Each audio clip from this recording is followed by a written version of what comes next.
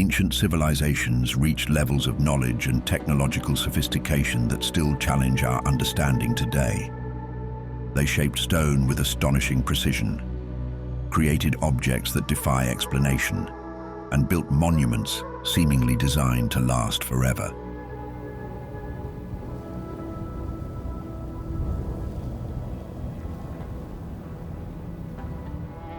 Across the world, mysterious artifacts have been discovered, strange objects that feel out of place in their time.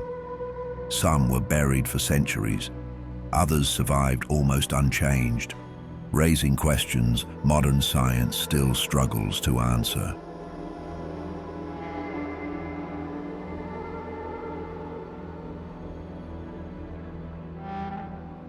In this documentary, we journey through several ancient cultures and explore the technologies and mysterious artifacts they left behind. At the same time, we will examine how these objects and structures may have been created, from the most widely accepted theories to the most controversial ones.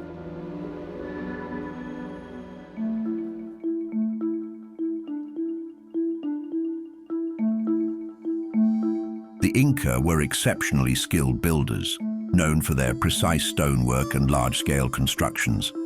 Because of this, many believe that the Inca did not develop all of their knowledge independently, but inherited and refined techniques from earlier Andean civilizations, such as the Nazca, Wari, and Muisca.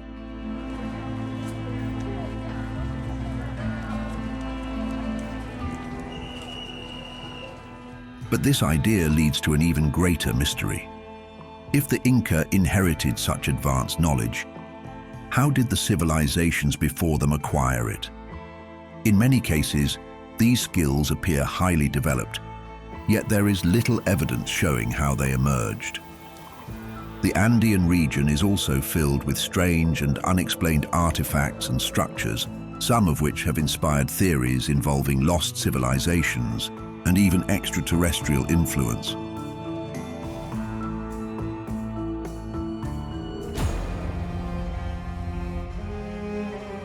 One of the most impressive lost technologies of the Inca civilization lies in their stoneworking and construction methods.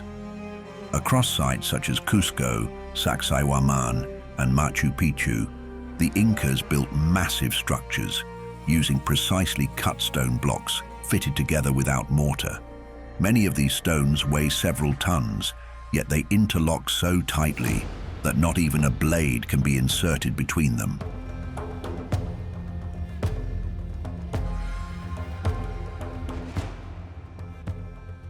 The Incas achieved this precision without iron tools, wheeled vehicles, or written architectural plans. Stones were shaped to fit one another individually, creating complex polygonal patterns that distributed weight evenly and increased structural stability.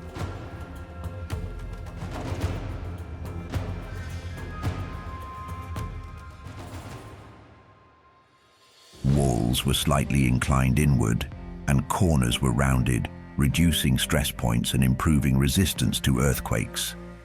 This construction technique allowed buildings to survive centuries of seismic activity in one of the most earthquake-prone regions on Earth. During strong tremors, stone blocks could move slightly, then settle back into place without collapsing.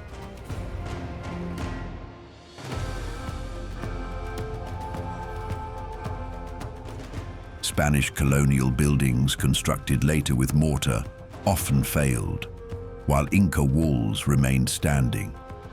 But despite extensive study, the exact methods used to measure, shape, and fit these stones remain unknown. No tools, manuals, or detailed descriptions of the process have survived.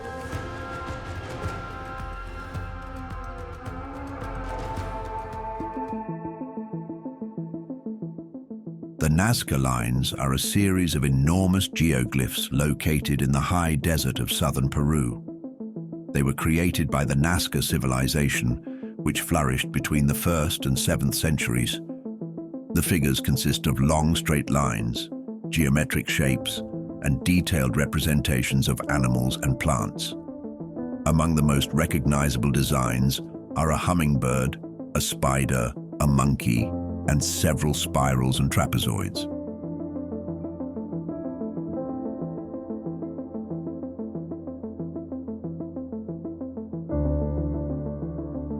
In total, the site contains more than 800 straight lines, 300 geometric figures, and around 70 biomorphic designs.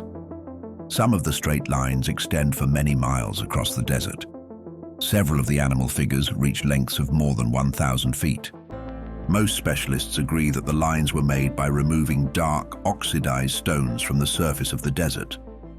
This process exposed a lighter layer of sand beneath, creating a strong visual contrast.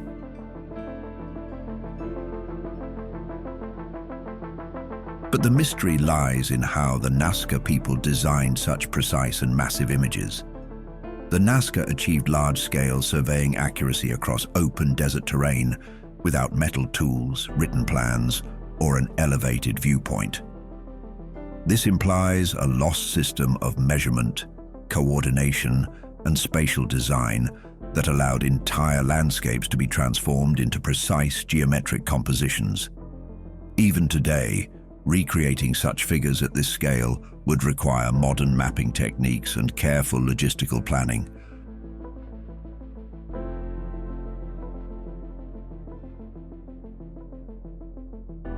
And on top of that, there is no direct evidence explaining a single purpose for all the geoglyphs.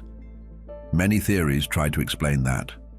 One of the most controversial even suggests that the Nazca lines functioned as ancient runways or signaling markers for flying objects not originating from Earth.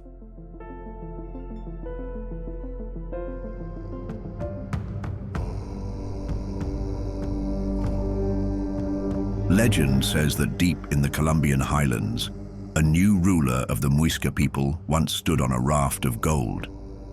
His body was covered in fine gold dust, and he offered golden votives to the lake as a gift to the gods.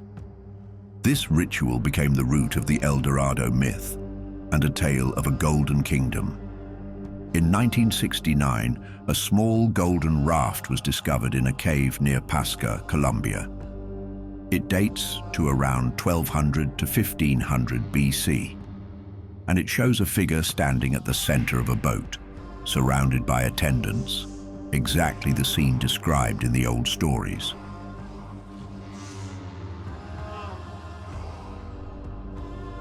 The object was made with the lost wax casting method. Its alloy contains mostly gold, mixed with silver and copper. Despite its tiny size, the details are striking: miniature oars, headdresses, and a stable platform beneath the main figure. Nothing about it looks accidental. It was created for a purpose.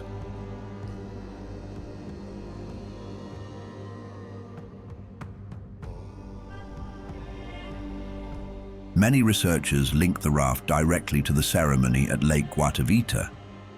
Gold represented the sun, and the lake symbolized the female deity. Offering golden objects into the water was believed to restore balance between the gods. The raft revived the El Dorado legend the moment it was found. And for many, it remains the closest evidence that the ceremony behind El Dorado was not just a story.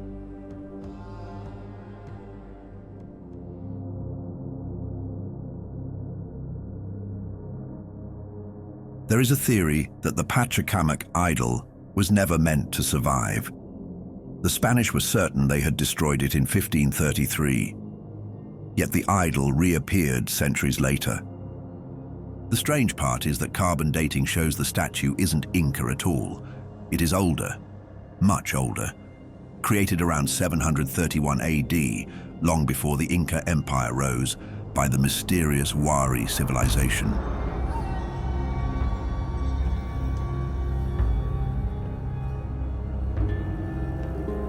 So why was a Wari idol standing at one of the greatest Inca pilgrimage centers? Some say the Incas simply adopted it. Others think they feared it. A few even whisper that the idol held a prophecy the Incas did not dare erase. researchers discovered traces of yellow, white, and red pigments on the wood. The red wasn't blood, as many hoped. It was mercury, cinnabar, brought from 400 miles away. This is a very rare material.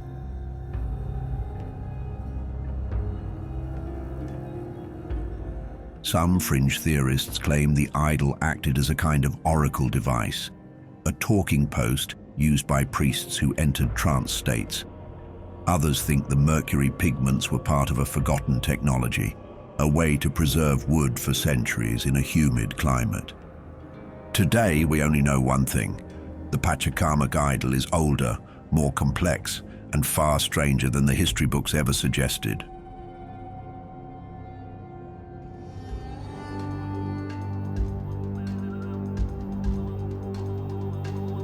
On another continent along the Nile, ancient Egypt developed more than 5,000 years ago. The Egyptians believed their civilization did not begin from nothing. According to their own traditions, there was a distant age known as Zep Tepi, the first time, when powerful beings ruled the land and established the foundations of order, knowledge, and sacred law. According to them, they also possessed advanced knowledge of astronomy, mathematics, and engineering.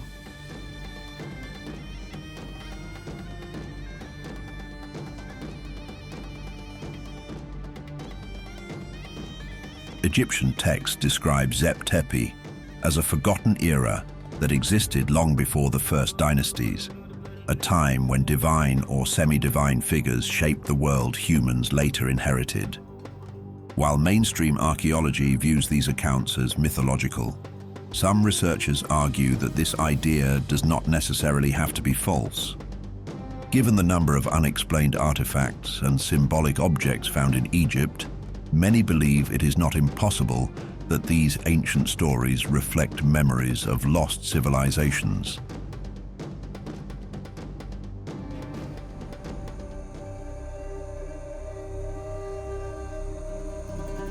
For example, some of Egypt's most famous monuments may be far older than officially accepted.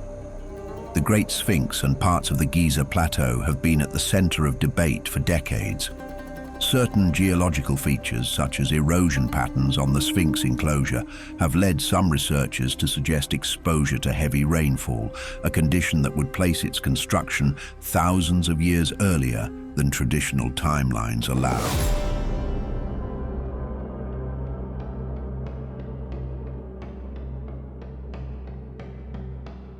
At the same time, the construction methods used at Giza remain difficult to explain. Massive stone blocks weighing tens of tons were quarried, transported, lifted, and fitted with extraordinary precision. The joints between blocks. This level of accuracy was achieved without iron tools, powered machinery, or modern measurement instruments. How such precision was consistently maintained across an entire monumental complex remains unclear.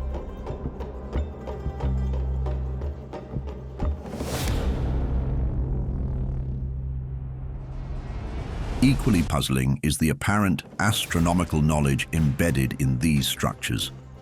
The pyramids of Giza are aligned with remarkable accuracy to the cardinal directions.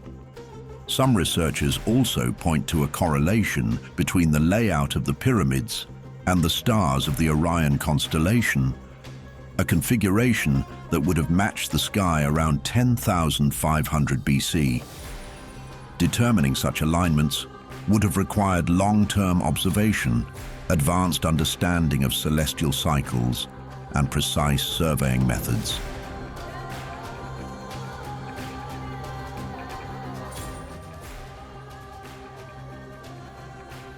Egyptian gods are often described as bringers of knowledge, teaching architecture, astronomy, agriculture, and law. To some, this symbolism represents myth. To others, it may preserve memories of real, highly advanced teachers from a distant past. Whether these elements point to evidence supporting the Zep Tepi concept or inspire theories involving extraterrestrial contact, one thing remains clear. The technology and knowledge reflected in Egypt's earliest monuments continue to raise questions that are far from fully answered.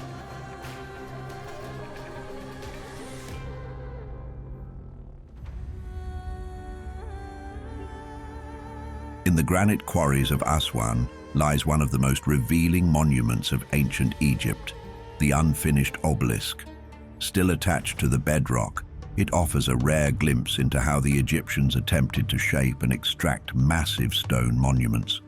If completed, the obelisk would have stood about 42 meters tall and weighed more than 1,000 tons, making it the largest obelisk ever created.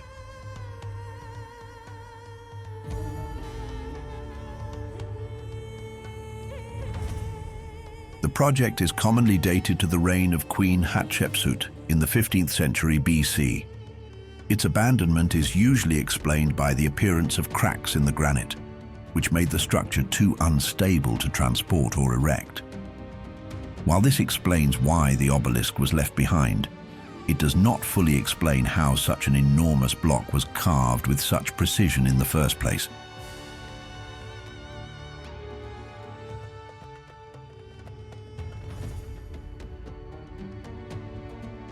Egyptologists suggest that stone tools made of dolerite were used to pound and shape the granite.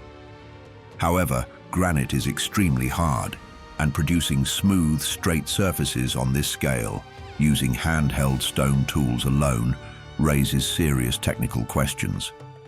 The tool marks inside the trench surrounding the obelisk show repeated, even patterns that are difficult to reconcile with simple pounding methods.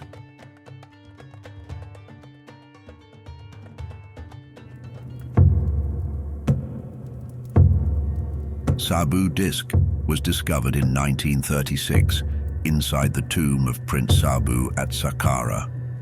It dates to Egypt's first dynasty, more than 5,000 years ago. The object is carved from fragile schist, a stone that easily breaks under pressure. Despite this, its shape is precise, thin, and unexpectedly complex. The disc has 3 curved lobes and a central hub. Because of its design, some researchers believe such a form is far ahead of the technology known from that period, and no similar object has ever been found in Egypt or anywhere else.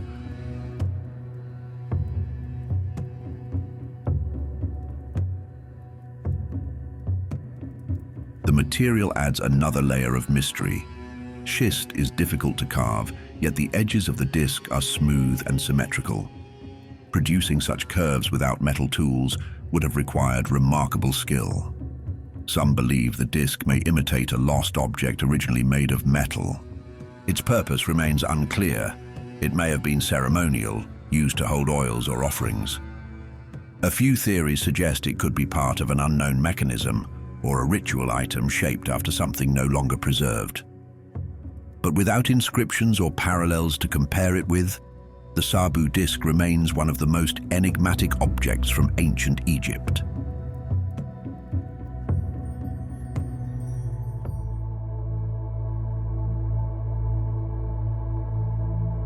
The knife was acquired in Cairo in 1914 in a small antique shop. It was found in 2 separate pieces, an ivory handle and a flint blade. Experts confirm that both belong to the same object, crafted more than 5,000 years ago.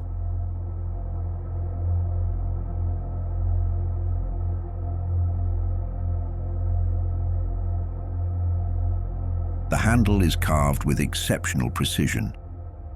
One side shows a figure controlling 2 lions, a motif known from early Mesopotamian art.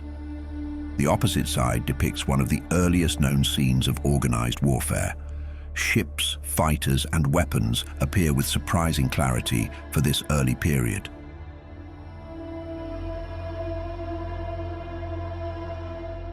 The blade was shaped from flint using advanced ripple flaking techniques. Its thin edge and symmetry suggest ceremonial use rather than combat. Objects with this level of craftsmanship are extremely rare in pre-dynastic Egypt.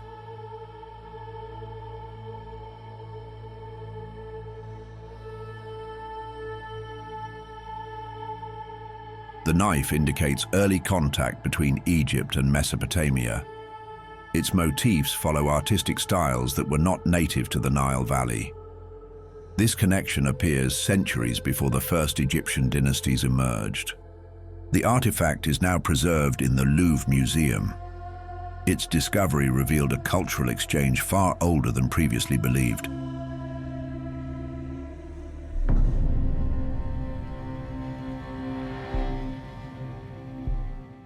Ancient Greece emerged around the Aegean Sea more than 3,000 years ago as a network of independent city-states. These societies shaped ideas that still define the modern world, including democracy, philosophy, mathematics, theater, and early scientific methods. Greek thinkers focused on observation and reason, seeking to understand nature through logic and measurement.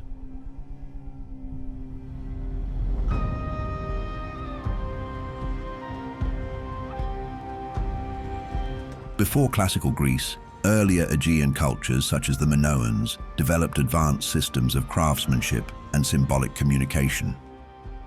This tradition did not disappear. It continued through the Hellenistic period and later through the Byzantine Empire, a Greek-speaking civilization that preserved and expanded ancient knowledge during the Middle Ages.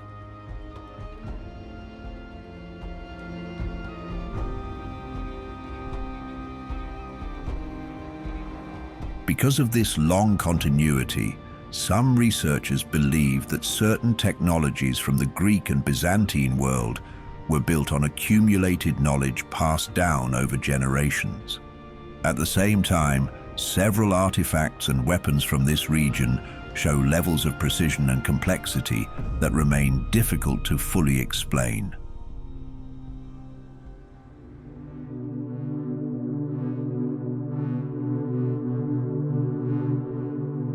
Many call it the first computer in human history. It is a bronze device more than 2,000 years old, discovered in a shipwreck off the coast of Antikythera in 1901. The mechanism consists of dozens of interlocking gears, arranged with a level of precision not seen again until the Middle Ages. It is believed to have modeled the movements of the sun, the moon, and the planets, predicting eclipses and even the cycle of the ancient Olympic Games.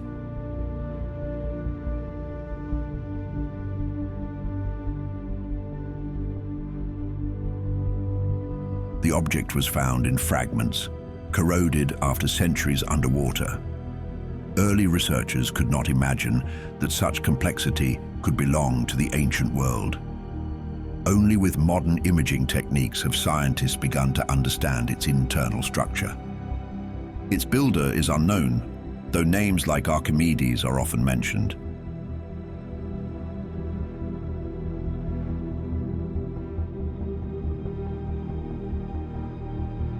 Also, its real purpose remains debated. Some believe it was a scientific instrument used by astronomers. Others suggest that it served as an educational tool, demonstrating the order of the cosmos.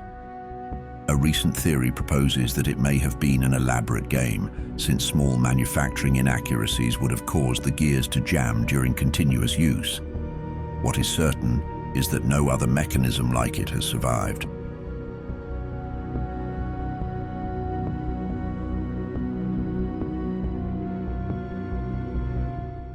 The Phaistos disc was uncovered in 1908 at the Minoan Palace of Phaistos on the island of Crete. It dates to around 4,000 years ago and is associated with the advanced Minoan civilization of the Bronze Age. The object is a fired clay disc measuring roughly 15 centimeters in diameter. Both sides are covered with a spiral of stamped symbols pressed into the soft clay before firing. In total, the disc displays 241 symbols created from 45 distinct signs.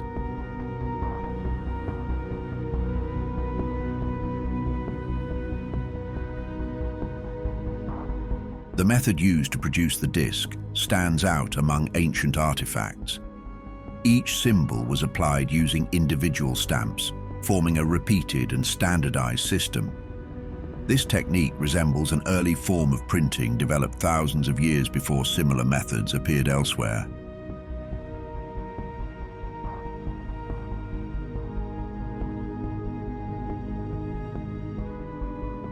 the symbols themselves present an unresolved puzzle. They do not clearly match any known ancient script from Crete or the wider Mediterranean. Scholars associate them with a possible lost writing system or an isolated form of communication. The purpose of the disc also remains open to interpretation. Researchers propose connections to religious rituals, ceremonial texts, or symbolic messages.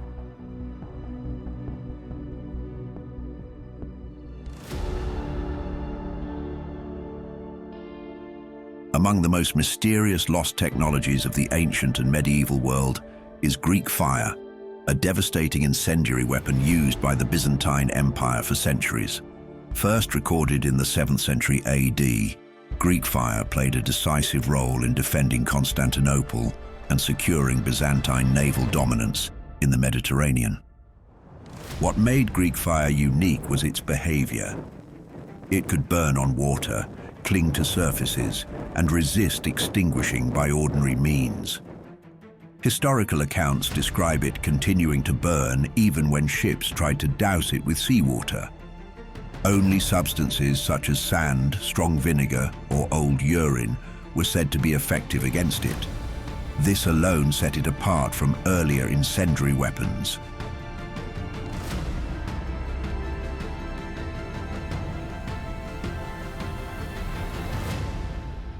Greek fire was deployed using bronze siphons mounted on ships, functioning much like an early flamethrower.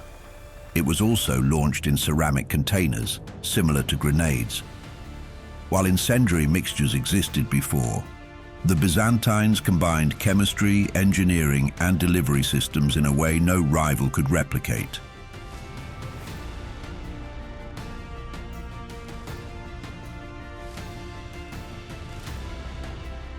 The exact composition of Greek fire remains unknown. Scholars speculate it involved petroleum-based substances mixed with resins, sulfur, and quicklime, but no confirmed recipe survives. The formula was a tightly guarded state secret, passed down through trusted engineers and protected by imperial decree. Even when enemy forces captured Greek fire weapons, they failed to reproduce the technology. After the fall of the Byzantine Empire, the knowledge disappeared entirely.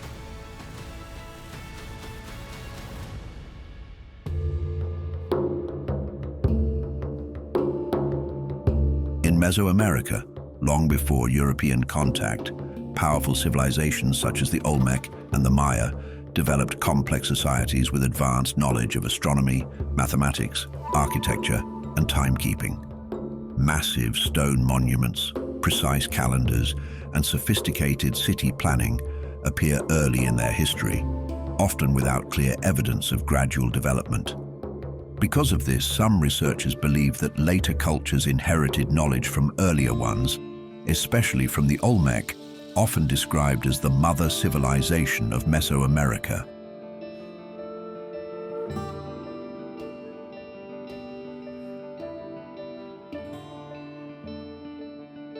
In the lowlands of southern Mexico, enormous stone faces were discovered buried beneath the earth and vegetation. They appeared at ancient sites along the Gulf Coast, far from any modern infrastructure. Their scale immediately set them apart from other artifacts of the ancient world. Each head was carved from a single block of volcanic basalt. Some reach nearly 10 feet in height and weigh several tons.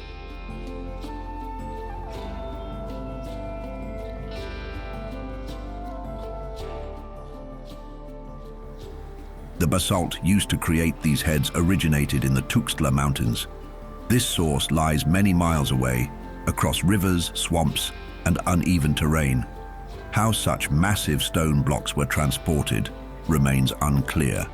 The Olmec had no wheeled vehicles, no metal tools, and no animals capable of carrying such weight.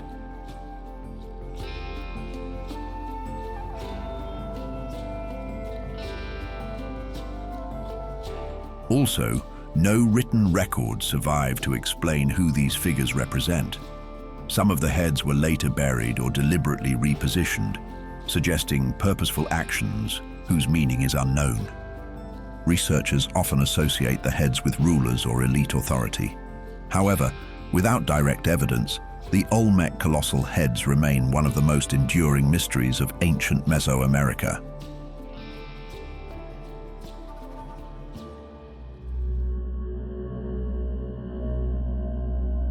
It is one of the most beautiful death masks ever found in the Maya world. It was carved from 346 pieces of polished green stone. It was placed over the face of Kinich Janab Pakal IV, the ruler who rebuilt Palenque from ruin and shaped one of the greatest courts of the classic Maya. On the surface, it is a royal object of transformation: jade for rebirth, shell for vision, obsidian for the path to the underworld. But the deeper mysteries form around everything around the mask.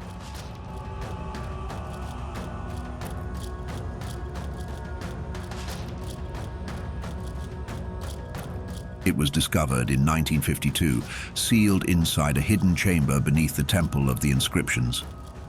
The sarcophagus lid above it carries the famous scene: Pakal suspended between worlds, surrounded by the Great World Tree. Scholars read it as cosmology. Others, outside the academy, see engines, levers, and fire. They see a man reclining as if in a machine. They see technology where archaeologists see myth. That quiet divide has lasted for decades.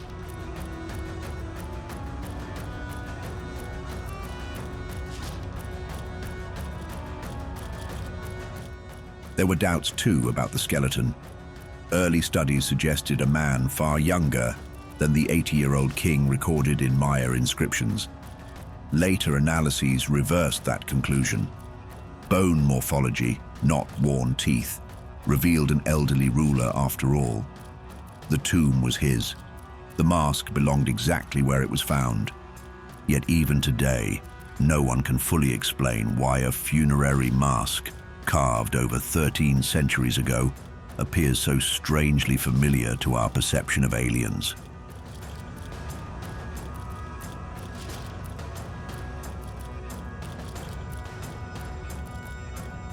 At Chichen Itza, several structures display unusual and measurable acoustic properties. At the Temple of Kukulkan, a sharp sound produced at the base of the staircase generates an echo resembling the call of a quetzal bird.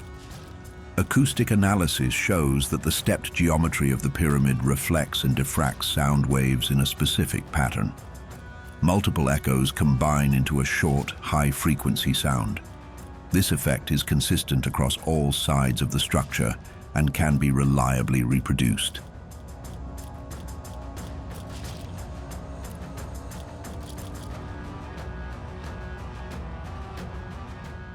The quetzal held symbolic importance in Maya culture, which has led researchers to consider whether the acoustic effect was designed for ritual use. Computer simulations and 3D acoustic modeling support the conclusion that the sound behavior is linked to the precise angles and spacing of the stone steps.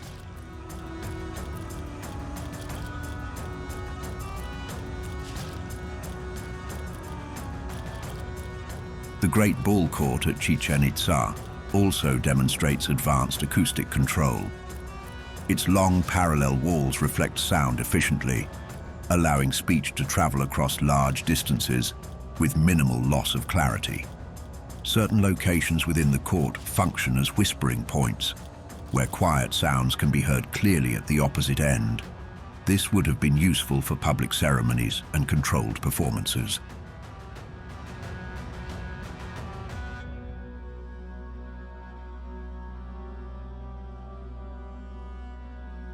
These examples indicate that Maya builders understood how architectural form could influence sound.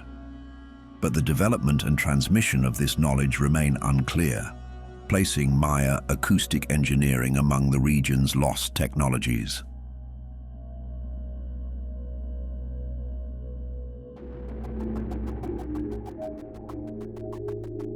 The Maya developed one of the most sophisticated systems of timekeeping in the ancient world. This system was based on long-term astronomical observation and precise numerical calculation. Maya astronomers tracked the movements of the sun, moon, and planets with remarkable accuracy. Their calendar system relied on multiple interlocking cycles, including a ritual cycle, a solar year, and a continuous count of days extending far into the past and future. These cycles allowed dates to be correlated across generations without resetting or drifting.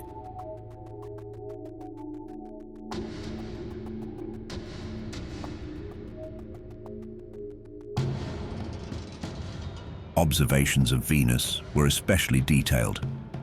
Maya records show consistent tracking of its appearances and disappearances over long periods. The timing of eclipses, lunar cycles, and planetary movements was recorded and predicted using numerical tables rather than instruments that survive today. No telescopes, lenses, or measuring devices have been found that explain how such precision was achieved.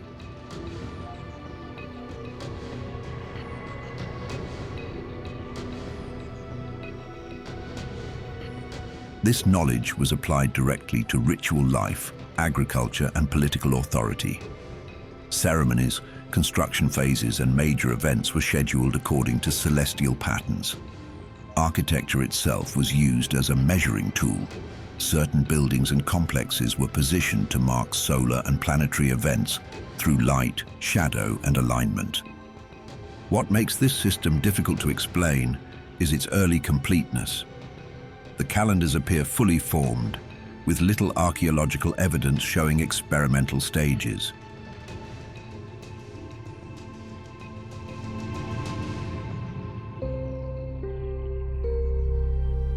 They are nearly perfect stone spheres scattered across the Diquis Delta of Costa Rica. They range from the size of a fist to massive forms over 2 meters wide. Some weigh more than 15 tons. All were shaped by the indigenous cultures that flourished between 600 and 1500 AD.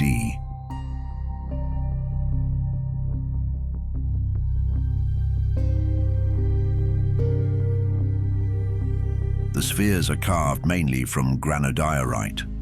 The stone was brought from distant quarries and worked using hammerstones, abrasion, and repeated polishing. Of course, it is unclear how long each sphere took to complete, but the labor investment was significant.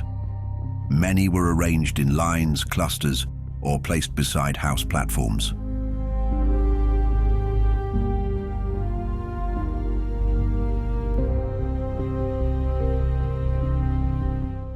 Researchers propose several explanations. The spheres may have marked the residences of high-status individuals. They may have served ceremonial roles or been aligned with celestial events. A few small examples were found in graves, suggesting a symbolic connection with the afterlife. Other clusters seem designed to reflect stories, constellations, or cosmological ideas.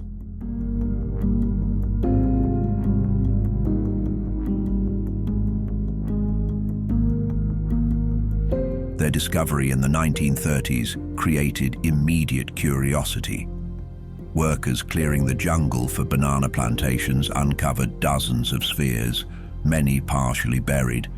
Some were moved, damaged, or removed from their original settings, complicating later study. Archaeological work shows that the makers lived in complex chiefdoms with skilled artisans and established trade networks. Yet their reasons for producing so many precise spheres remain debated.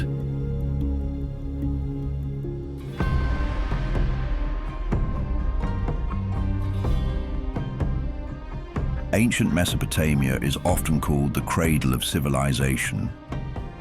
Between the Tigris and Euphrates rivers, some of the earliest cities, writing systems, laws, and monumental architectures emerged more than 7,000 years ago. Here, humans first organized complex societies, recorded knowledge on clay tablets, and developed technologies that shaped the ancient world.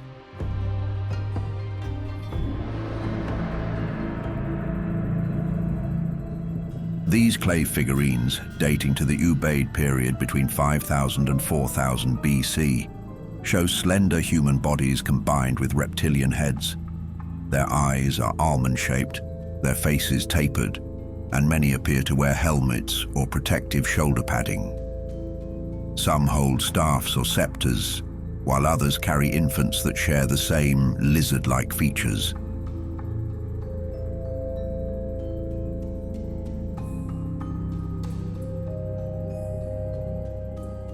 They were discovered at sites such as Tel al-Ubaid, Ur, and Eridu, among the earliest settlements in southern Mesopotamia.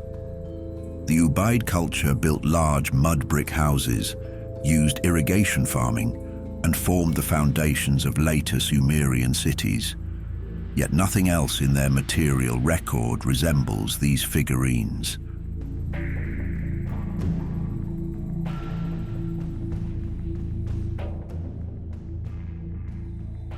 Some archaeologists believe they represent deities or priestly figures, perhaps linked to fertility, justice, or ritual authority. Others suggest that the reptilian traits were symbolic, expressing ideas about transformation, shamanistic roles, or mythological beings. The posture of a mother nursing a child indicates that they were meaningful objects, even if their exact role is unclear. The unusual appearance has also fueled modern theories about extraterrestrials and the so-called reptilian myths. These ideas rely more on popular imagination than archaeology, but they persist because the figurines have no confirmed explanation.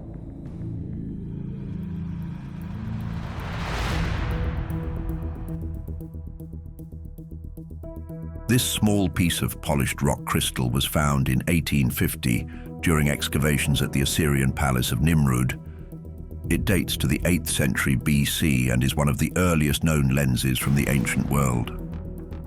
The object is slightly oval, with optical properties comparable to a simple 3 by magnifying glass. Its craftsmanship shows careful grinding and polishing, suggesting it was intentionally shaped.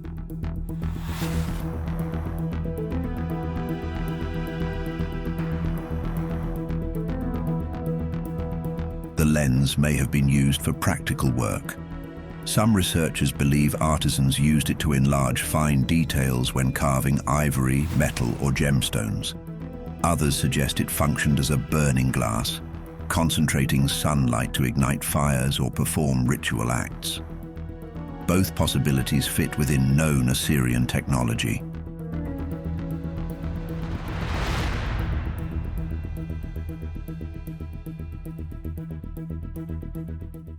A more speculative theory proposes that it was part of an early telescope. This idea was introduced by Giovanni Pettinato, who argued that such an instrument could explain Assyria's advanced astronomical observations. However, the lens is imperfect, with distortions and irregularities that limit its clarity.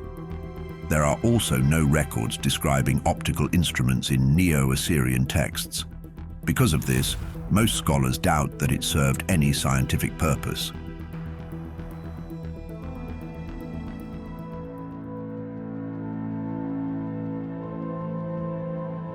The Cyrus cylinder is a small clay object about the size of a football, covered in tight rows of Babylonian cuneiform.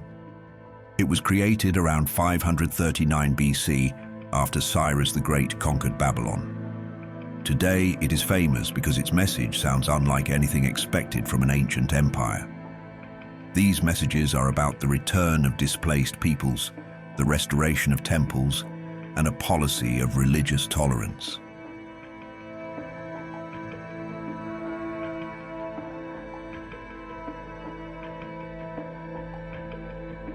The cylinder describes how Cyrus entered Babylon peacefully, repaired destroyed sanctuaries, and sent deported groups back to their homelands.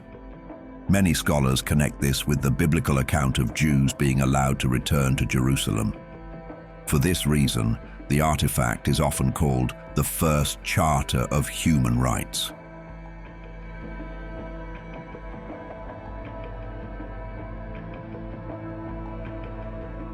What is certain is that the cylinder has had a long and dramatic afterlife.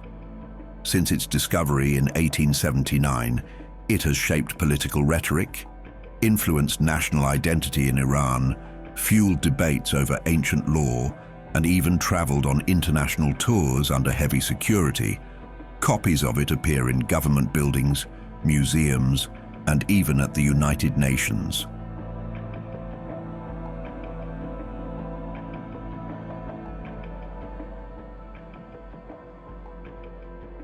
The deeper intrigue lies in how one clay document became a symbolic powerhouse for so many different groups. Each era reinterpreted it. Ancient scribes used it as royal propaganda. Greek writers later romanticized Cyrus as the ideal ruler.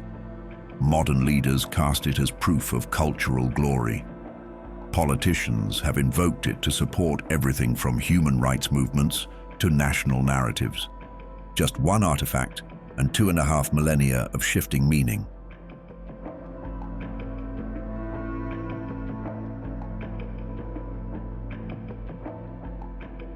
Ziggurats were monumental structures built in ancient Mesopotamia between the 3rd and 1st millennia BC. Several civilizations, including the Sumerians, Akkadians, Babylonians, and Assyrians, constructed them. Unlike stone pyramids, ziggurats were built in an environment dominated by river silt, flooding, and limited stone resources. This required a different construction approach.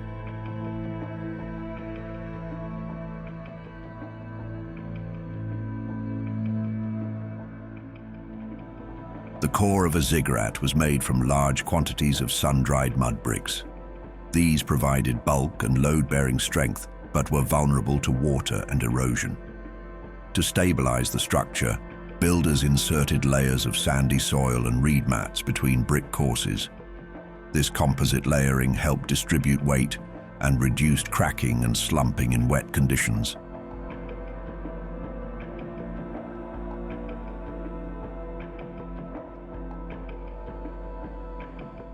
The exterior was protected with fired bricks, often bonded using bitumen, a natural asphalt.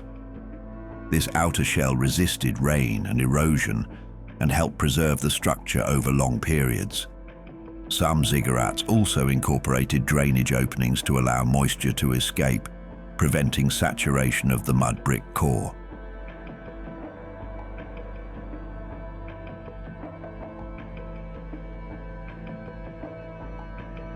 Ziggurats were built as stacked terraces, each level smaller than the one below.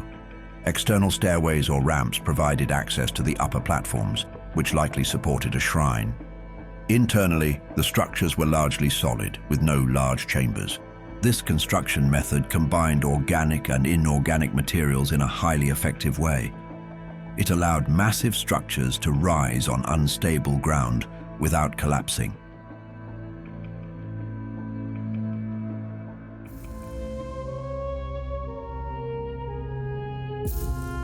It was discovered in the 1930s near Kujut Rabu, close to modern-day Baghdad, and dates to the Parthian or early Sassanid period, between approximately 150 BC and 250 AD.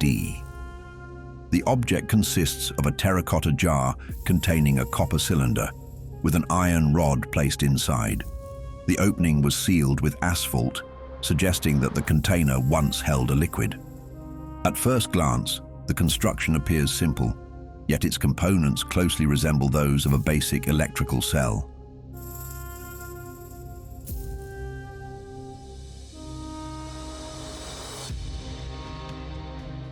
According to one theory, when filled with an acidic substance such as vinegar or fermented grape juice, the copper and iron could generate a weak electrical current. This led to speculation that the device may have been used for electroplating metals or even medical treatments. But on the other hand, no written records or images indicate the use of electricity in this period, and the sealed design would have made practical electrical use difficult. Alternative explanations suggest the jar may have been used to store sacred scrolls or served a ceremonial purpose.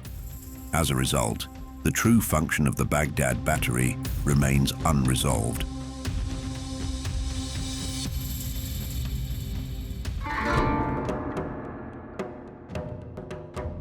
Ancient China developed independently from other early civilizations, yet it produced complex technologies, large-scale metallurgy, and advanced scientific thinking at a very early stage.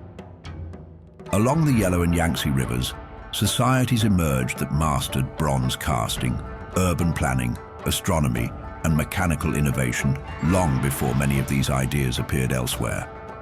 In some cases, archaeological discoveries do not fit neatly into established historical narratives.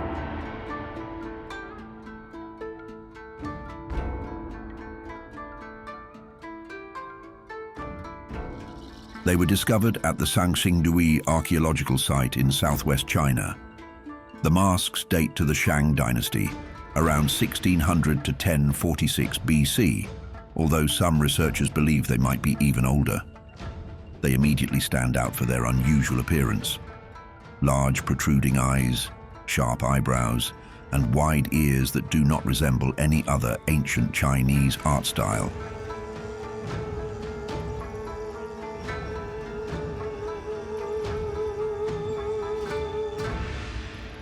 Most bronzes from this period were vessels or weapons, but Sanxingdui is an exception. These masks are monumental in scale, with some exceeding 1 meter in width. Because they are too large to be worn, it is thought that they were mounted on pillars or placed on ceremonial structures. A few of them still preserve traces of black and red pigment, a feature also uncommon in Chinese bronzework. 4 rare examples were covered with thin layers of gold foil, suggesting a connection to powerful or elite figures.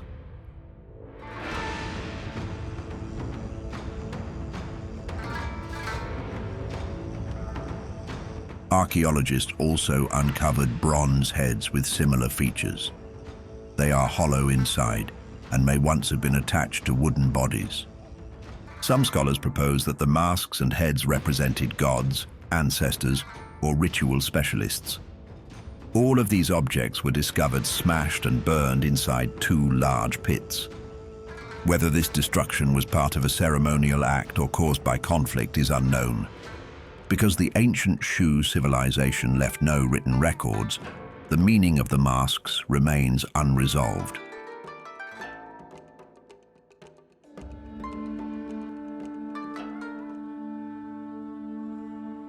Zhangheng's seismoscope is often called the world's first instrument for detecting distant earthquakes. It appeared in China in 132 AD and worked so well that it surprised even the royal court. But today, its exact internal mechanism is still unknown. No original device survived, and only written descriptions remain.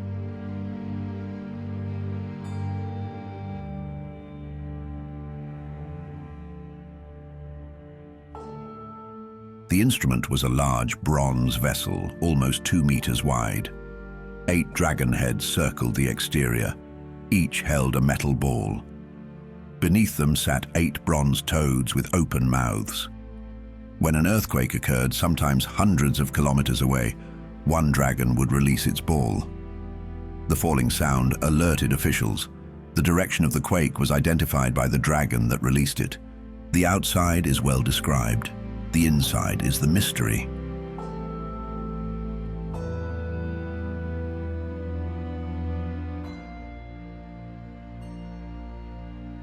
Ancient texts mention gears and ingenious constructions, but they do not show how they were arranged.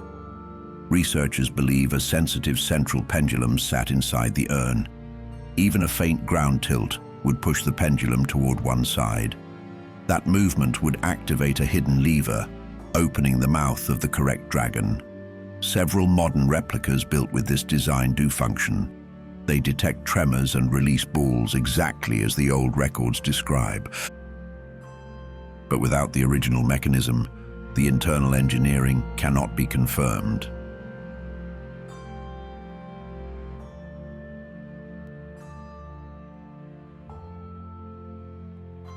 These circular stone discs were discovered in 1938 in the Bayan-Ha Mountains on the border of China and Tibet. Each disc reportedly carries a double spiral groove radiating from a central hole, with markings that resemble miniature hieroglyphs.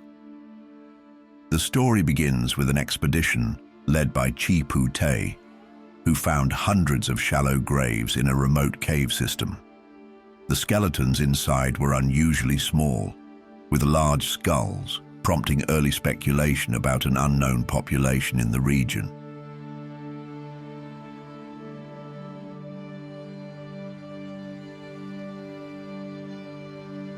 The discs were said to have been catalogued and stored for decades before scholars attempted to study them. According to later accounts, a researcher named Tsum Nui proposed that the tiny markings could be read as a narrative. His interpretation suggested a tale of travelers coming down from the clouds, a detail that would eventually fuel more dramatic retellings. The lack of verifiable publications, however, made it difficult to evaluate the claim.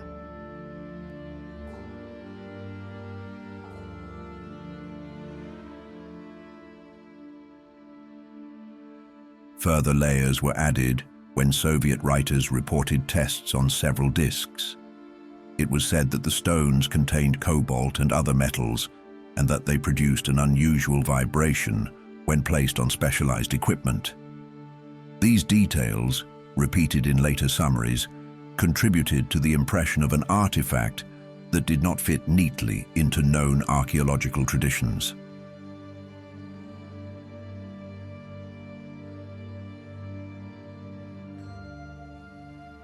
One obstacle to serious study is that no confirmed examples of the discs can be traced today. Photographs show objects similar to common discs, but without readable inscriptions. Because of this fragmented trail of claims, the dropper stones occupy a space between archaeology and folklore.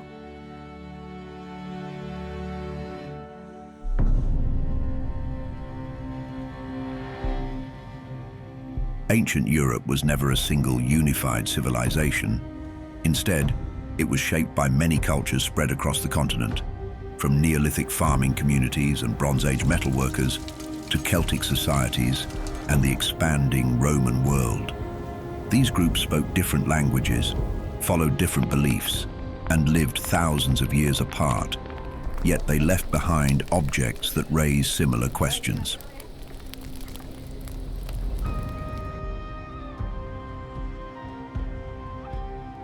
The first three examples were found in 1889 in a child's grave at Folkestone in North Yorkshire.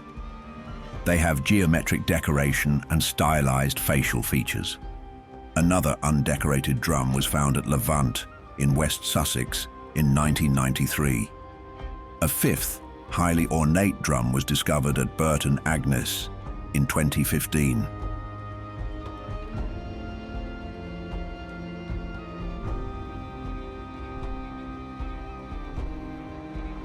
The Burton Agnes example was buried with a chalk ball, a bone pin, and the remains of 3 children. One of the children was dated to 3005 to 2890 BC. The motifs on the drums resemble designs found on Neolithic stone balls and other ritual objects.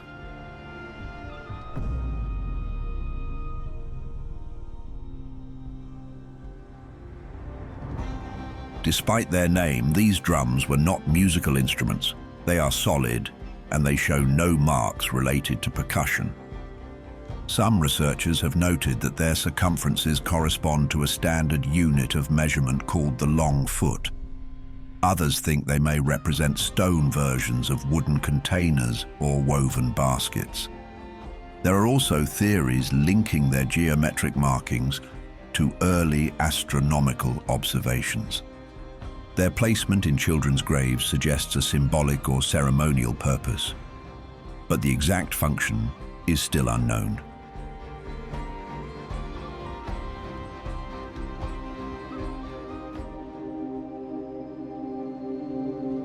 Bronze Age lock rings belong to a period known for exceptional gold craftsmanship. They date to roughly 1000 to 800 BC and are usually made from thin gold sheet wrapped into a hollow penannular ring. Most examples come from Ireland, Britain, and parts of northern France, and many are found in matching pairs. Some have smooth surfaces, while others show delicate geometric engravings that required skilled metalworking. They have been proposed as nose rings, earrings, or hair ornaments, since their size and symmetry suggest a role in personal display, but each explanation raises issues.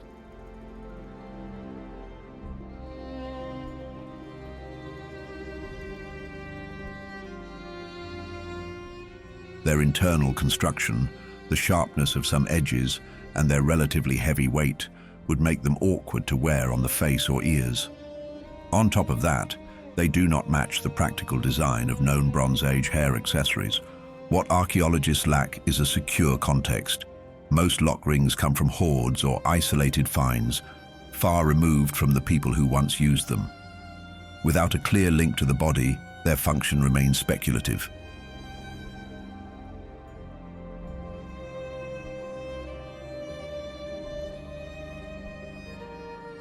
However, new discoveries may offer hints.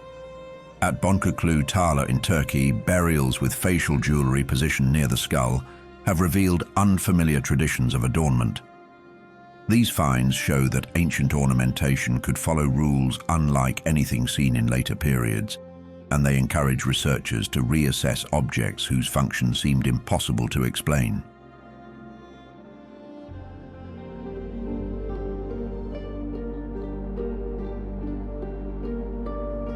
Roman dodecahedra are small, hollow bronze objects with 12 pentagonal faces. They date between the 2nd and the 4th centuries AD and appear across the northwestern provinces of the Roman Empire. None have ever been found in Italy, and none are mentioned in Roman texts or shown in Roman art. Each face has a circular opening of a different size. Each corner is tipped with a small sphere. Sizes vary widely, and they rarely show signs of use.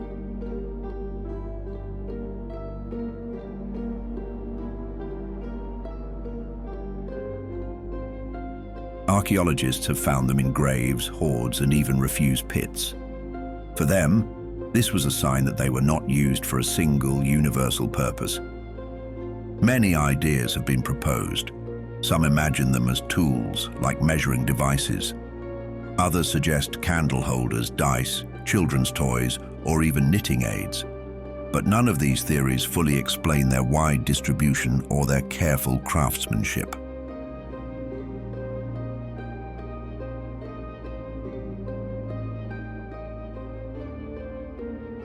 A symbolic interpretation has gained more attention in recent years.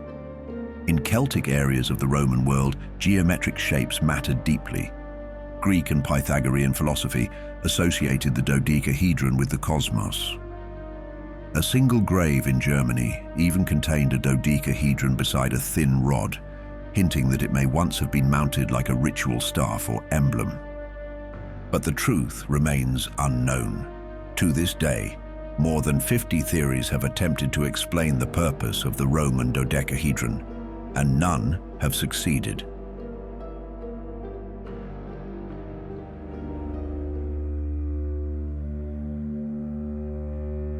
The Lycurgus cup is a Roman glass cup from the 4th century AD. At first glance, it looks green, but when light passes through it, the cup turns deep red.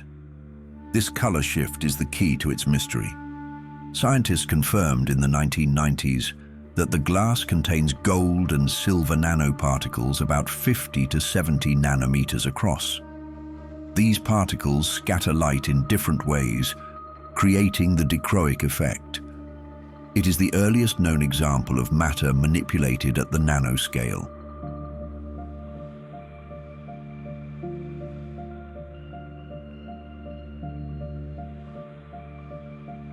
The cup shows King Lycurgus trapped by vines, a scene from Greek myth.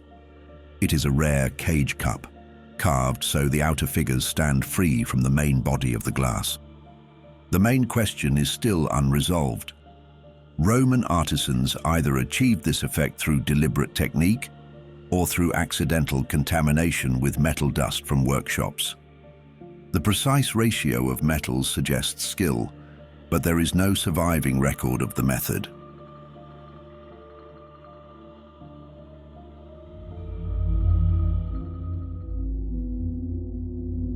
When treasure hunters uncovered a corroded bronze plate near Nibra in 1999, they had no idea what they had found.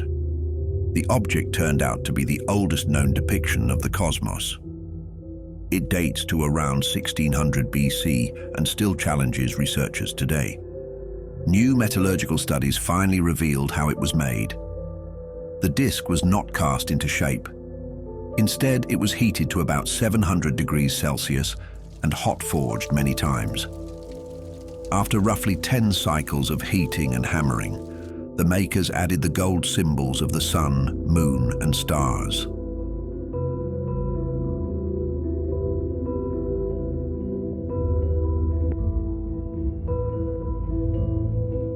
Creating a thin, perfectly shaped bronze disc over 30 centimeters wide required impressive skill.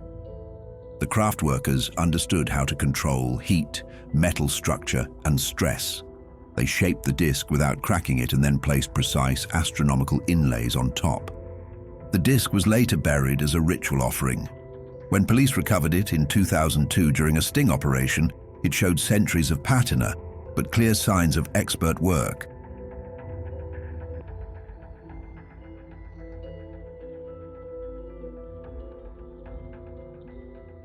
Modern smiths who try to reproduce it confirm how difficult the process is.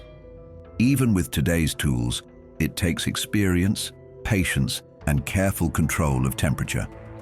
We now know how the disc was made, but we still do not know how Bronze Age metalworkers learned such advanced techniques, or why they used them for a single cosmological object.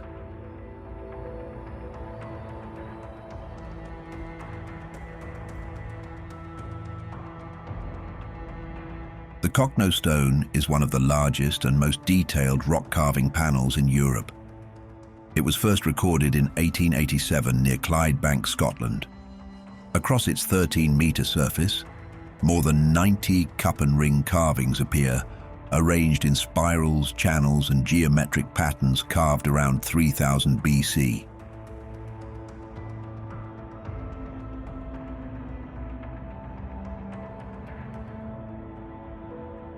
The stone also includes unusual details rarely seen together on a single panel.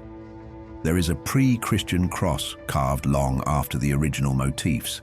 Beside it are 2 sets of footprints, each with only 4 toes.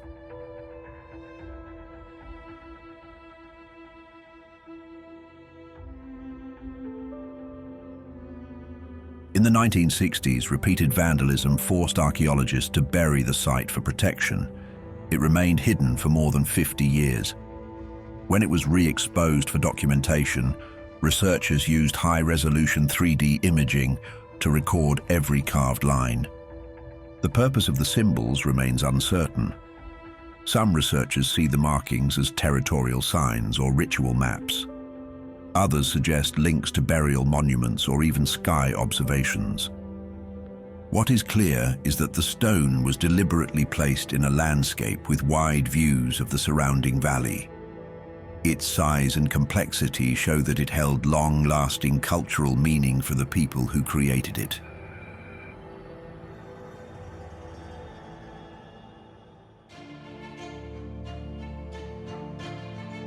The technology behind Roman concrete was long unknown, despite the fact that many Roman structures have survived for nearly 2,000 years.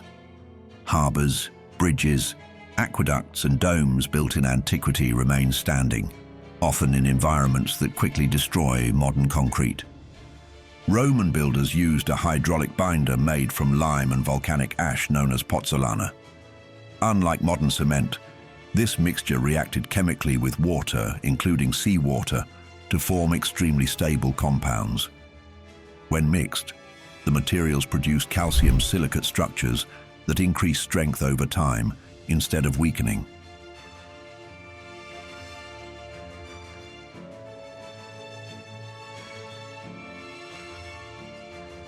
A key feature of this technology was a method now called hot mixing. Romans combined quicklime with volcanic ash before adding water. This process created heat and left small reactive lime clasts inside the concrete. For centuries, these inclusions were thought to be flaws. Recent scientific analysis has shown the opposite. When cracks form and water enters, the lime clasts react and release calcium. New mineral crystals grow inside the cracks, sealing them naturally. This gives Roman concrete a self-healing property not found in modern materials.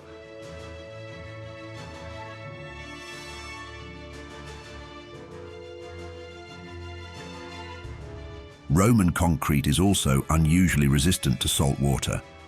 In marine structures, contact with seawater triggered chemical reactions that formed rare, durable minerals, strengthening the concrete further. Modern concrete typically corrodes under the same conditions. Today, scientists can reproduce parts of the recipe, but the full technological tradition behind Roman concrete remains one of the most impressive and partially lost engineering achievements of the ancient world.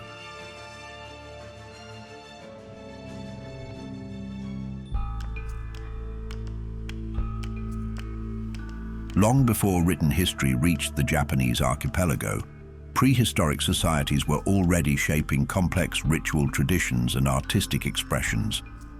These communities lived without large cities or metal tools, yet they produced objects whose forms feel strikingly deliberate and unfamiliar.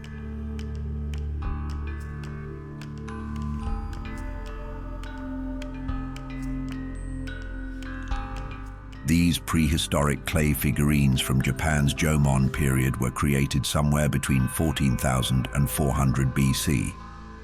The most distinctive examples are the so-called goggle-eyed dog, with oversized and rounded eyes.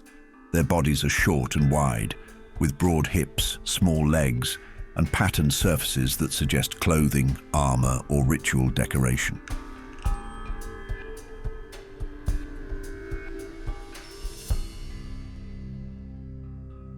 Most dog were found in graves or stone circles, indicating a ritual context. They appear in several types, like heart-shaped horned owl, goggle-eyed, and even pregnant woman figures. The wide hips and visible breasts suggest fertility themes, while the massive eyes of the goggle types imply watchfulness or spiritual vision. Because none of them show male anatomy, some scholars believe they represent female deities or protective spirits associated with childbirth.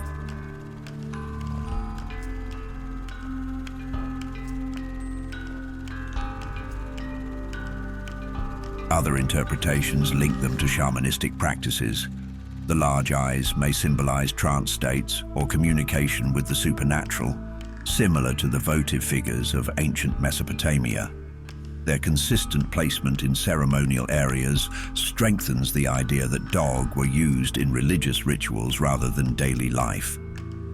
But a striking detail is that many figurines were intentionally broken before burial. This deliberate damage maybe suggests the end of a ritual function, and maybe not. By the beginning of the Yayoi period, dog disappeared entirely.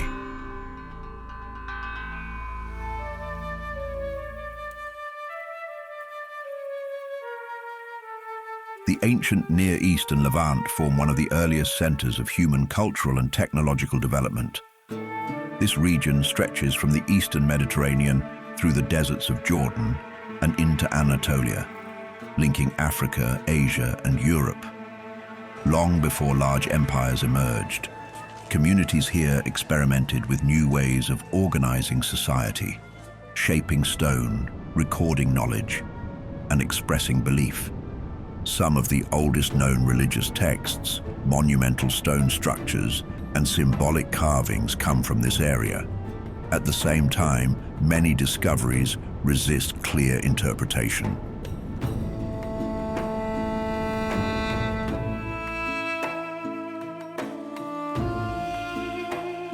The Dead Sea Scrolls are a collection of ancient manuscripts discovered in caves near the Dead Sea. They were found in the Judean desert in the late 1940s, hidden inside remote limestone cliffs near the site of Qumran. The scrolls were stored inside clay jars and placed deep within narrow caves. They remained sealed and protected from light and moisture for centuries.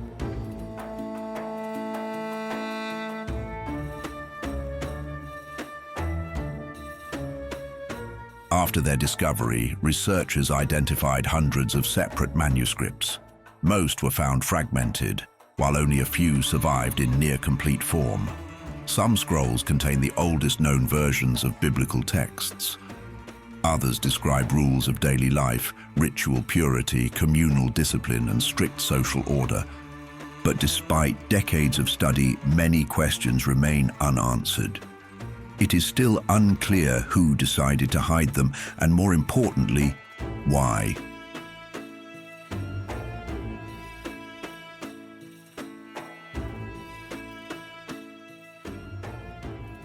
They are known simply as the Big Circles. 11 enormous rings of stone spread across Jordan and Syria, each one almost perfectly circular, and each one older than recorded history. Some measure more than 400 meters across, yet their walls rise only a meter high.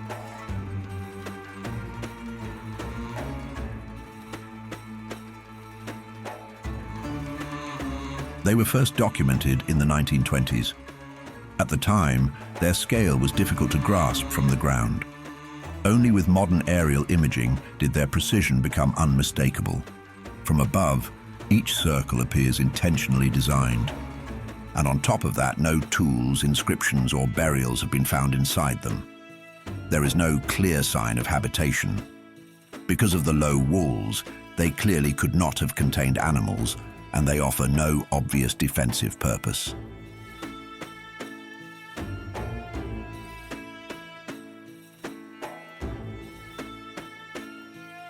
Researchers note that creating such perfect rings required coordination and an architect who understood geometry. Some compare them to geoglyphs, others view them as boundary markers or ritual spaces in a landscape that contains thousands of ancient desert constructions. But none of these explanations fully fits the evidence. What remains is a set of vast circles whose function is still unknown.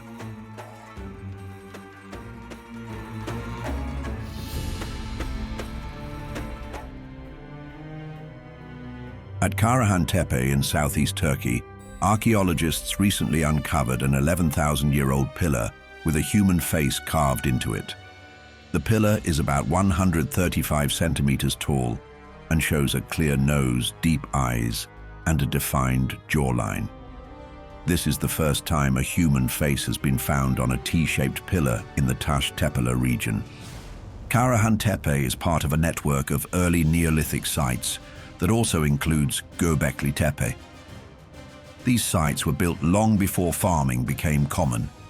Even so, the builders shaped massive stones, organized large architectural spaces, and produced detailed carvings with simple tools.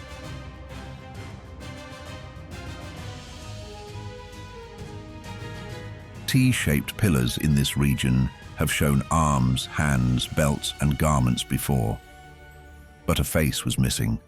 This new carving suggests that the pillars may have represented human figures, not just structural supports.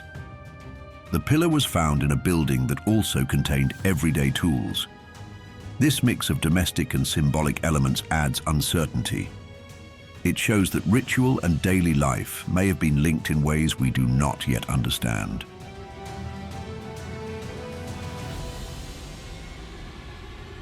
Other discoveries at Karahan Tepe include carved heads, animal figures, and several phallus-shaped pillars. All require precise stoneworking skills. The craftsmanship shows careful planning and controlled technique, even though this community had no writing and limited agriculture.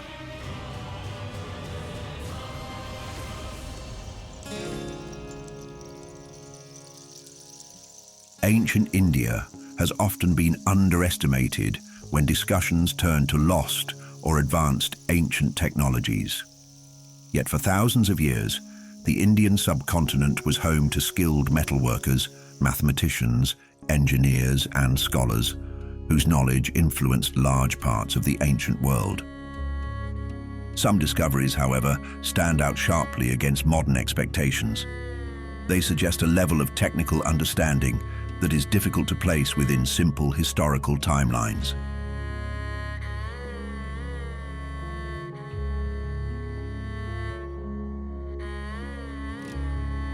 The Iron Pillar of Delhi is one such example.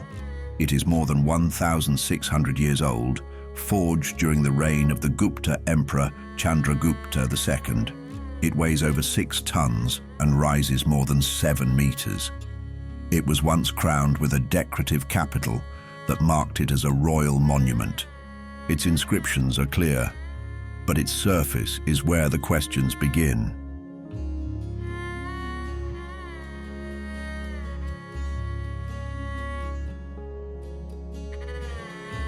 For more than a millennium, this pillar has faced monsoon rains, humid summers, and cold winters, yet the metal remains almost untouched by rust.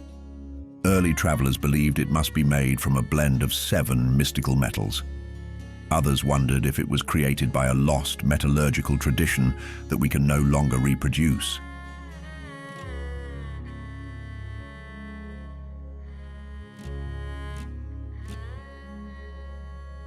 Modern analysis points to a complex mix of iron purity, ancient forging techniques, and a thin protective film that formed naturally over time.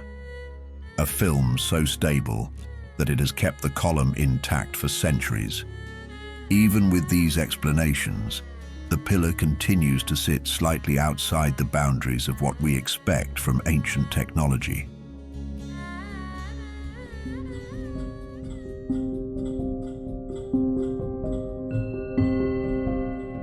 Not all unusual artifacts belong to clearly defined civilizations.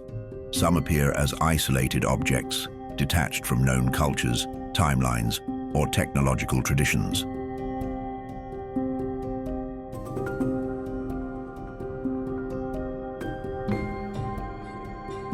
There is a theory that the Koso artifact represents evidence of technology far older than humanity is supposed to possess.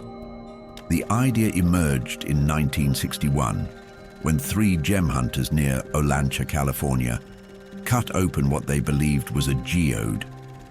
Inside the hardened mass was an object that closely resembled a 20th century spark plug. But because the outer material was assumed to be ancient, the discovery was quickly framed as an anachronism.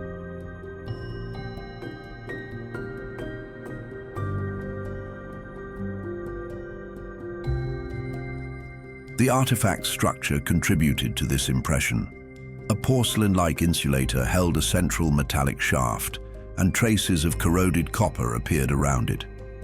X-ray photographs taken at the time showed shapes consistent with man-made hardware rather than a natural formation. Early reports also noted shell fragments embedded in the outer crust, giving the appearance of great geological age.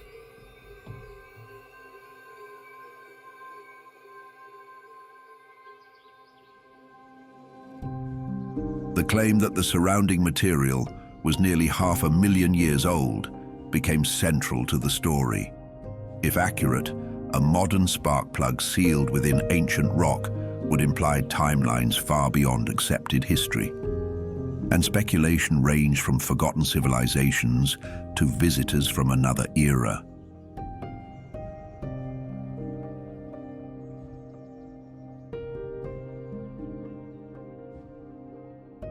This world map was drawn in 1513 by the Ottoman admiral and cartographer Piri Reis. It is based, according to its own inscriptions, on earlier charts, Greek, Arabic, Portuguese, and several maps attributed to Christopher Columbus. The piece that survives shows the Atlantic, the coast of Western Africa, and the eastern edge of the Americas.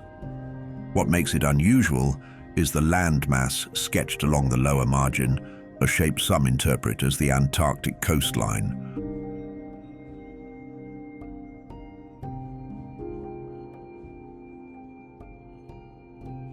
Rays worked before the Antarctic continent was officially encountered, and centuries before its rock contours were mapped beneath the ice.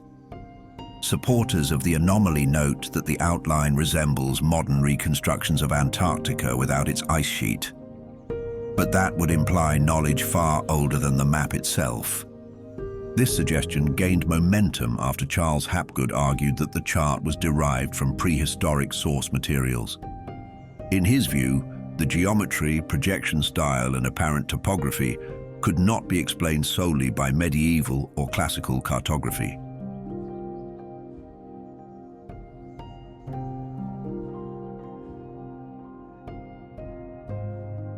Other researchers offer a more grounded reading. They propose that the southern shape reflects an extended interpretation of South America, mapped imperfectly during early voyages along its coastline. Features along the Andes and the Argentine Shelf appear to match better with South America than with Antarctica, reducing the need for more distant theories. In this explanation, the unusual proportions result from combining multiple misaligned source charts into a single composite image. But yet, can we really be sure about that?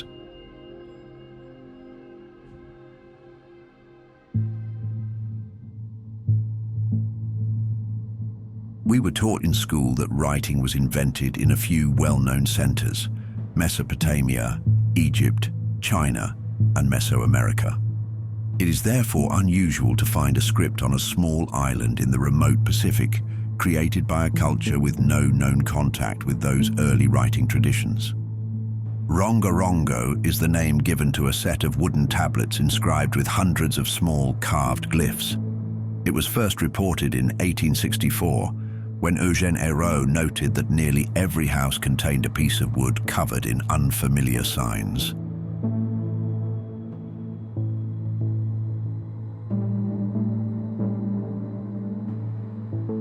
The writing runs in a pattern known as reverse boustrophodon. The lines are read left to right, but the tablet is turned upside down at the end of each row. The figures show humans, birds, fish, plants, and abstract forms, all carved with obsidian flakes or shark teeth. Dating the tablets is difficult. Most are made from driftwood, and many were already weathered or burned when collected. Some scholars place their origin around the 13th century, though the presence of carved palm motifs suggests a date before the island's palms disappeared in the 1600s.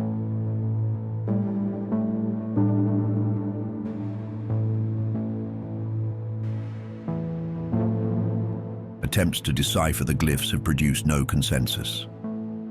There are too few surviving texts and too little knowledge of Old Rapa Nui to test linguistic hypotheses. Some researchers propose that Rongorongo is not true writing, but a mnemonic system used for chants, genealogies, or ritual recitations. Others see a consistent structure that hints at a lost script, interrupted before it fully developed. But what is certain is that the tablets reflect an organized system of knowledge.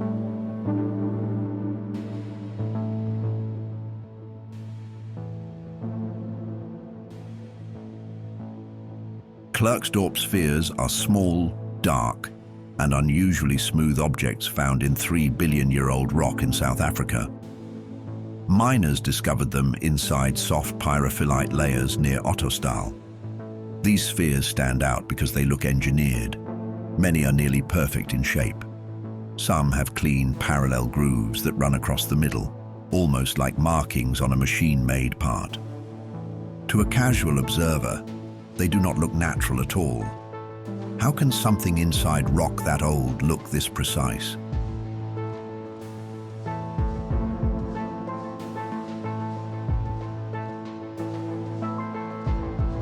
That question has fueled many fringe theories. Some people claim the spheres are evidence of a forgotten advanced civilization. Others say they are remnants of an ancient extraterrestrial presence. A few even argue the grooves are too perfect to form without tools. Geologists, however, offer a different picture. They explain the spheres as natural concretions. It is a slow mineral growth that form inside sedimentary layers. Their shapes come from the way minerals like hematite crystallize. Grooves can form through pressure, layering, or deformation during the rock's long geological history. According to laboratory tests, their compositions match natural mineral processes. Yet the debate continues because some spheres look too symmetrical.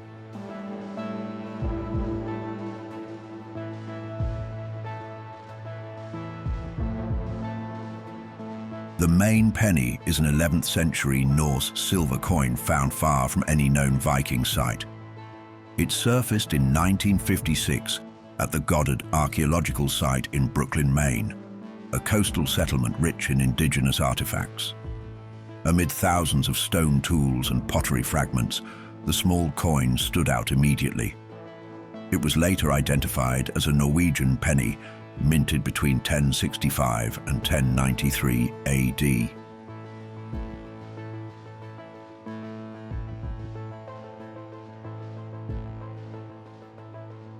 But the problem with this is that the nearest confirmed Norse camp, L'Anse aux Meadows in Newfoundland, lies hundreds of miles to the north. There is no evidence that Vikings ever sailed into the Gulf of Maine, yet the coin is unquestionably authentic. It shows natural wear, long-term burial corrosion, and a style consistent with Scandinavian minting of the late 11th century. So how did a silver penny minted in the 11th century Norway end up in a Native American settlement?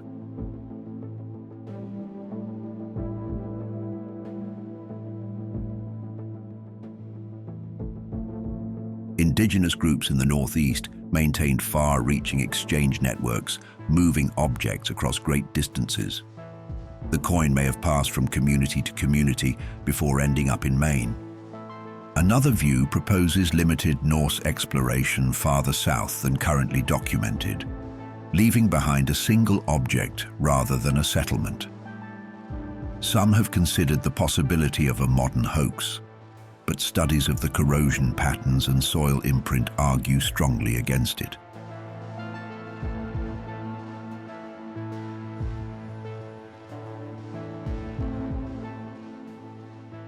Carved into a boulder in Southern California, the Hemet Maze stone shows a geometric pattern unlike most rock art in the region. It is a series of tight, rectilinear turns arranged in a maze-like square. The precision of the lines has often been noted, and the overall design resembles symbols that appear in cultures far beyond North America. It has never been firmly dated. It has also never been linked to a specific group. Some believe that its symmetry suggests mathematical planning rather than simple decoration.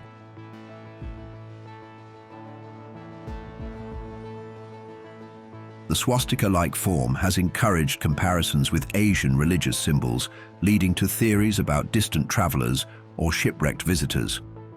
These ideas remain speculative. No material evidence has been found to support contact with cultures across the Pacific. Most archaeologists point instead to the abstract rock art traditions of Southern California. Similar maze patterns appear in the region, often without figures or animals, carved only with lines and angles. They seem to share a common visual language, but the meaning behind it is still unknown.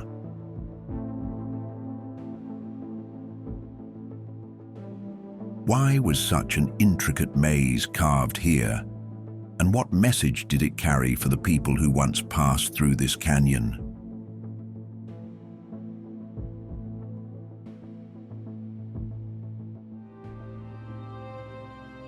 So yes, maybe history hides things we cannot fully explain, things that do not fit neatly into timelines or categories, and sometimes make little sense at all.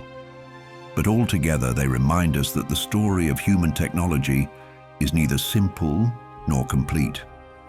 What we call lost may not be gone forever, only waiting to be understood. Before you go, share in the comments where you're watching from and what's the strangest ancient artifact from your region.